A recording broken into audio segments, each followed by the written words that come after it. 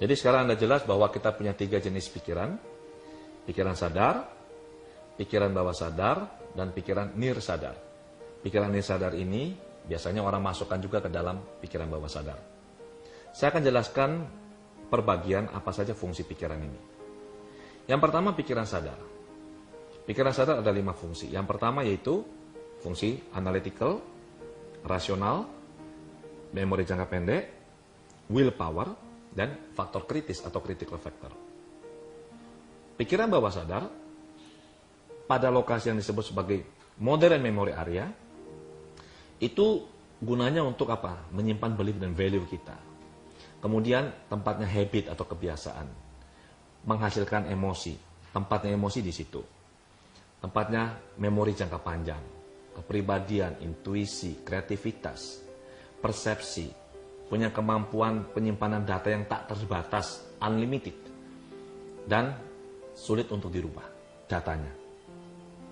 Primitive area atau yang dikenal dengan unconscious mind, itu seperti tadi saya sudah jelaskan, itu untuk mengatur fungsi tubuh yang bersifat otonom, pencernaan, pernapasan, detak jantung, dan segala macam. Termasuk juga sistem kekebalan tubuh. Kemudian menghasilkan sensasi fisik yang berhubungan dengan emosi. Jadi kalau kita menangis, keluarnya air mata itu karena hasil kerja dari primitive area ini atau unconscious mind. Tetapi kita sedih, kita kecewa, kita marah, itu karena hasil dari subconscious mind.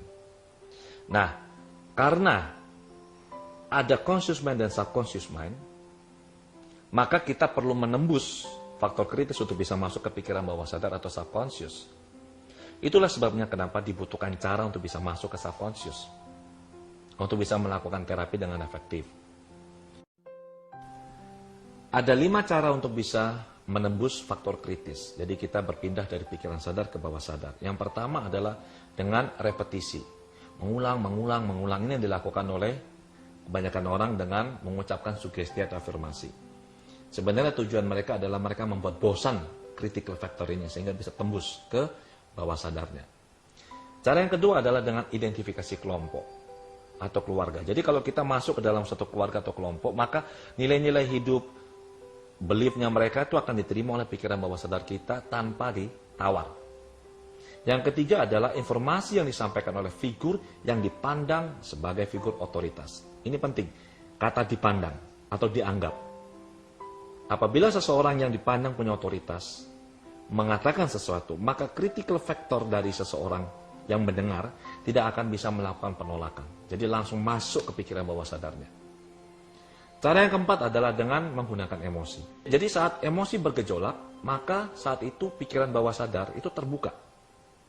Jembatan yang menghubungkan pikiran sadar dan bawah sadar itu terbuka. Sehingga datanya bisa masuk dengan sangat cepat. Dan cara yang kelima adalah dengan menggunakan kondisi hipnosis.